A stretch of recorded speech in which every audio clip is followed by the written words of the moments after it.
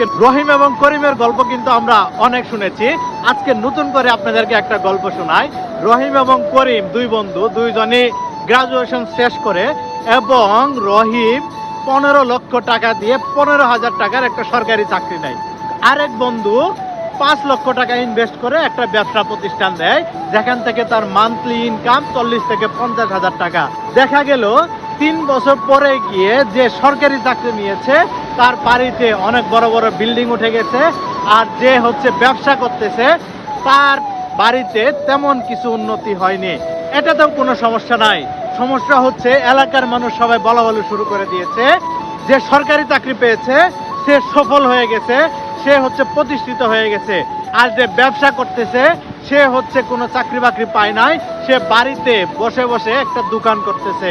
এখন কথা হচ্ছে 15,000 টাকা চাকরি দিয়ে সে কিভাবে বিল্ডিং বানাইতে পারে? তার মানে হচ্ছে যে টাকা সে ঘুষ দিয়েছিল তার থেকেও বেশি টাকা সে সেখান থেকে ইনকাম করেছে। আর যে সৎভাবে ইনকাম করতেছে তার নাম আমাদের সমাজে নাই। এটাই হচ্ছে আমাদের বাস্তবতা।